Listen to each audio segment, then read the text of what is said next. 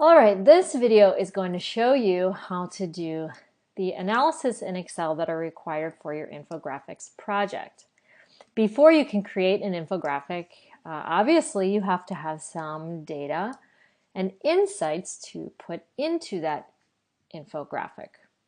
So what I have here are two sheets that are in Blackboard for you to review. If you want to open the Excel sheet now as I go ahead and do this, I think that would be a pretty good idea. I work on multiple screens usually, but still, if you want to be able to just pause the video and try something on your own, this is a good time to practice it. I also have here the questionnaire, the survey that corresponds to this data. Okay, so what I have here, 1, 2, 3, 4, 5, 6, 7. I have 7 questions on the survey or questionnaire, and you can see I have 1, 2, 3, 4, 5, 6, 7 corresponding columns in my Excel worksheet. And I have the question labels or titles at the top, highlighted in red just for the sake of viewing it, no other reason. And these correspond to the question titles here. So that's pretty self-explanatory. Now this is actually just a small portion of a survey that my sports marketing class worked on a couple years ago with the Disabled American Veterans 5K race in downtown Cincinnati. And what we did was we collected some data using iPad surveys for participants of the race after they crossed the finish line. And it was intended to help the DAV determine how well they did, what race participants' experiences were like, some of the things that they thought were good or not good. But in any case, this is a very short, condensed version of that, merely for the purpose of showing you how to conduct these analysis and understand what it is you're seeing in your worksheet. And for the survey that is assigned to your particular class, there really won't be anything different in terms of the way the data is shown. Now, the one thing I want to show you, because this will help avoid some confusion when you compare the survey in text and the survey in data, is what you see in terms of the responses. So what I'll show you is column A. This race course was clearly marked and easy to follow. These have numbers, okay, in the Excel file that correspond to how the participant responded. So here you can see strongly disagree would have been assigned a 1 all the way up to strongly agree, which would have been assigned a 5. And here you see a lot of 5s and 4s and 4s, and you know, most people seem to have agreed that the course was easy to follow. This is considered, and this is important, so take note of this, a continuous variable, okay? And what that means, a continuous variable is one that is basically a scaled response from low to high, okay? There's a low level of response and a high level of response, and in this case, the highs are coded the highest number. All right, and you can see we have a couple other of these. Even though this is a different response, poor to excellent, it's the same idea, okay? It's a scale continuous between a low perception and a high, okay? Poor to excellent. So that's also what we call a continuous variable. We've got the same thing here. Even though the responses are different, unlikely is the low end of the scale and likely is the high end, okay? Between 1 and 5. On the other hand, we have a couple. Oh, and actually, I skipped one. How old are you? Okay, even though you don't see, you know, the bullets. This was an open-ended question, so people typed in their actual age. Now, obviously, they could type anywhere from age, I think the youngest person we had on the survey is 14 or 15. So whatever the youngest age is up to whatever the oldest age is. So that range is not 1 to 5, okay, but it's still continuous. It's probably 15 to, like, I'm guessing 80 something, and everything in between. And it's important to know the difference between a continuous variable and what we call categorical. So you can see the continuous variables, if you look at these in the data sheet, all have numbers in the columns, okay? That's how their response was recorded. Okay, here's the ages over here. All right. So for a continuous variable, the mean is meaningful. Okay, the average, the mean and the average, same thing. All right, and this is important because it determines how you will conduct your data analysis. Now, I'll come back to that in a second. These, on the other hand, are considered what we call categorical variables. Okay, and I'll highlight that for you too. This one is categorical, and you probably already realized gender, male or female, is also categorical. And the easiest way to tell is that you cannot average male and female. Even though they were assigned a 1 or a 2 when they responded in terms of the software, there's no average of male and female. Okay, now you could run a mean or an average analysis and you could probably tell, you know, if there was probably more males or females based on the mean. Like if you had a mean of 1.2, you'd obviously say, well, there's more males than females. Okay, that's fine. But what you need to do is find out how many males and how many females, because these are categories. You could have easily had male, female, dog, cat, right? There's definitely no average of male, female, dog, and cat. And when you have more than 2 categories, then the mean is even less meaningful. All right, so categorical here, same thing here. There's no average of how people registered between online and on-site. They're mutually exclusive. You're either one or the other. It's not a feeling. It's something that is. Okay, so we're going to start with the continuous variables. Now, because you only have a scale of 1 to 5 on all of these, and you can get away with telling me, well, on your infographic, that is, 45% of all participants strongly agreed that the race course was clearly marked and easy to follow. And that would be acceptable in terms of an infographic. But it's important that you know that most of the time when there's a scaled response, you should always look at the mean. What was the average of the responses? And I actually think it would be good to include that no matter what.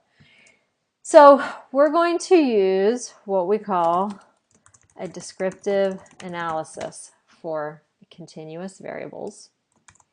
And that's what we're going to do first, okay? So let me show you how to do that. Come over to your Excel worksheet, and you should have already gone through the process of adding the data tool pack to your Excel. If you haven't done that, you will not be able to run this analysis. So make sure you get that set up. It's free. You can get it from, through the instructions. I've had a couple people say they had a couple problems getting it, but they went to the tech bar and worked it out. So make sure that you go ahead and do that. If you really have a lot of trouble, you can do this pretty easy, I think, on any NKU computer, or log into their virtual machine. That's probably the easiest thing. You don't have to go to campus. So you'll see, if you go to this little data tab, you have this little guy over here that says data analysis. And if you don't have the tool pack installed, you will not have that tab. So you want to click on data analysis, and there's a whole array of statistical techniques or analysis that you can conduct.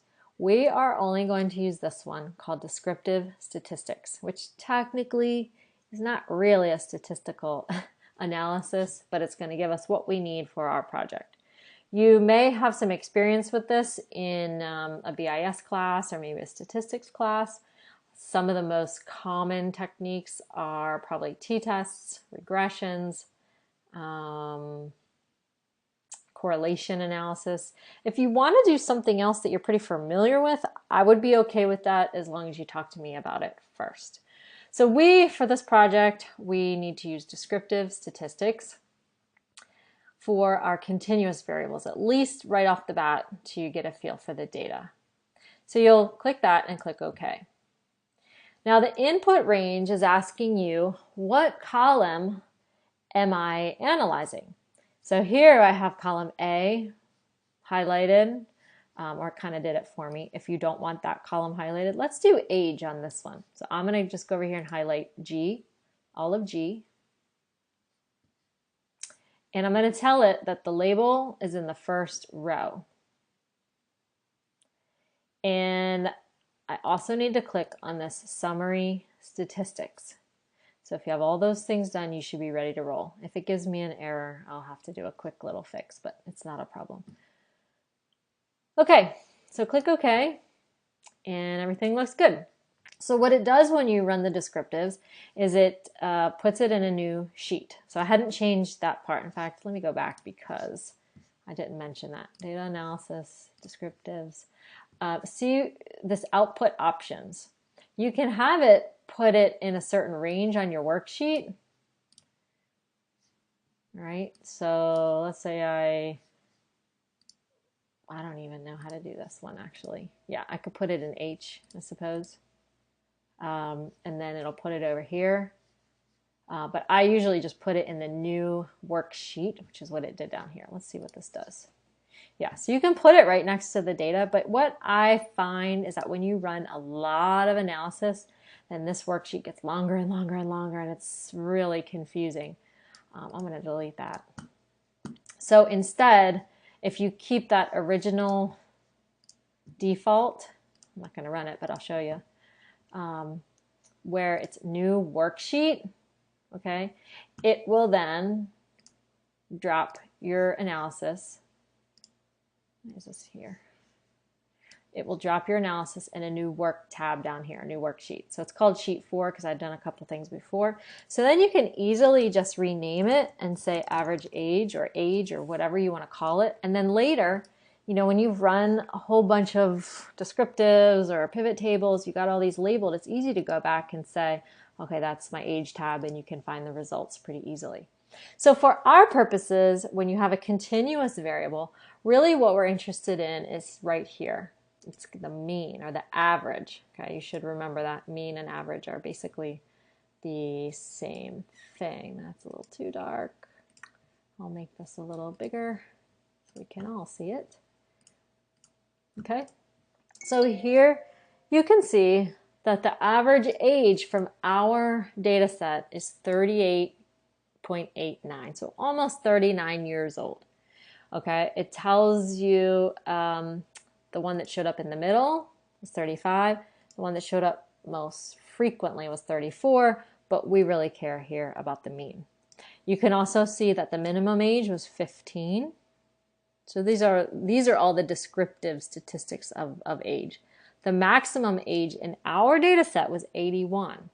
The sum is meaningless, but count is important because you might want to check this to be sure you got your entire data set. So if I go back here and I scroll all the way down, I'll see that I had 157 rows, and I know the first row was the title of the question. So I had 156 participants in this survey.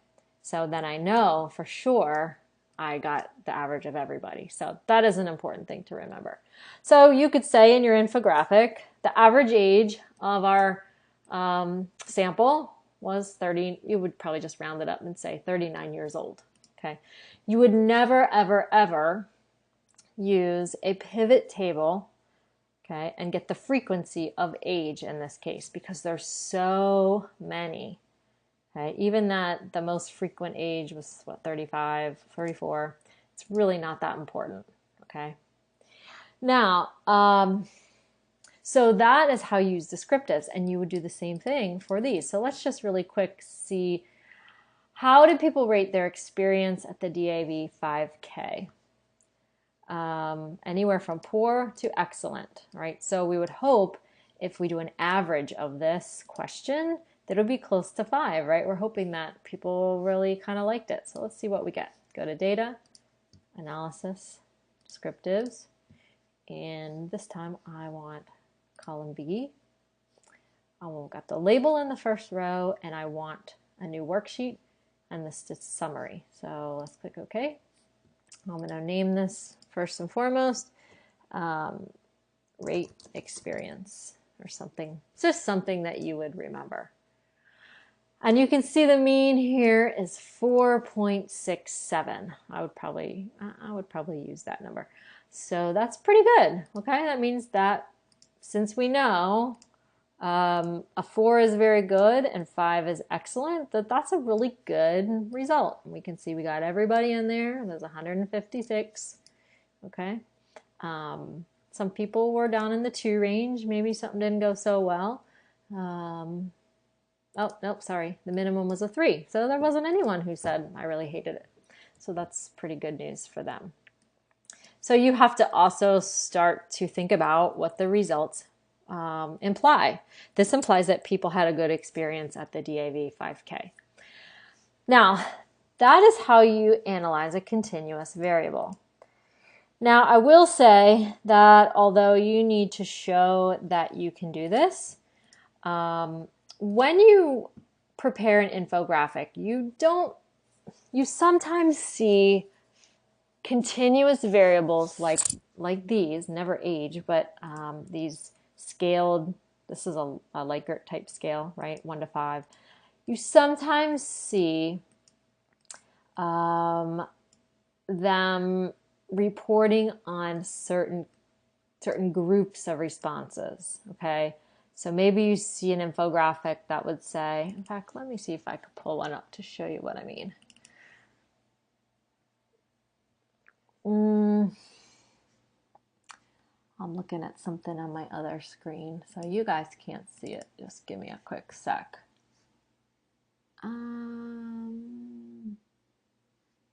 Yeah, so let me show you this one. This is a good example, and this is in your Blackboard. Let's see. Okay, so this one here. So this was a survey that was conducted for about college students and on a variety of topics. Let's look at this one here. It says 31% challenge others on issues of discrimination. And I wouldn't be surprised. It's unlikely that this was a yes or no question. Yes, I do, or no, I don't. It was probably a range. Maybe it was never, sometimes, occasionally, frequently, or always. And they kind of interpreted the always and sometimes as qualifying as, or maybe just anyone who didn't put never. And that made up 31% of the responses. And that's my guess where that probably came from. You can see this one says 41% frequently discuss sexism, gender differences, and gender equality. So this frequently kind of implies to me that that was a range between never, sometimes, occasionally, frequently, or always. And maybe they are focusing here on the one with the largest percentage, and that fell in that frequently group. So I am okay if you decide to report some of your results in that way for the purpose of infographics, because that is pretty typical. But like I said, don't do it on age or something that has a really wide range. So let me show you what I mean, and we can do it with the same variable, rate your overall experience, and instead of using the data or the descriptives, so let's go back to our sheet, we're going to use what we call a pivot table. A pivot table is a really, really easy way to get the count of how many people said poor, how many people said fair, how many said good, very good, and excellent. So let's go to this Insert tab. And by the way, you don't need the Data Tool Pack to get pivot tables. This is a part of Excel to begin with. So you're going to click on Pivot Table, right? And you don't have to do anything from here. It is basically showing you what data set it's working from, 5K race data, and then it shows you the range of the data. So it starts at A1 all the way to G157. So that's everything we've got. So that's fine. Leave that alone. I'm going to put our results in a new worksheet. So down here, like it's done before, and click OK. And what it will do is automatically pop up this little pivot table builder. And you can expand this to read everything if you want. And in your own data set, you're more than welcome to go in and change, not here, but back in the main page, change the names if you want something shorter. You know, it's easier for you to go through. That's totally up to you. So I want to look at how would you rate your overall experience. So you want to click this one. And it's not enough just to click it. You have to tell it that you want the values. Okay, so you'll see it put it here in the row. If you like it better in columns, just drag it over there. It'll change it to columns. I can show you this. All right, let's say, and by the way, what this is doing is it's adding. I have 560. There's something going on there. Yeah. Let's see for a second what's going on. Oh. Let's put this back. I think I have a little issue, something here in the data set. So I'm going to end this here, and then I'll start a Tegrity lecture to finish up with pivot tables.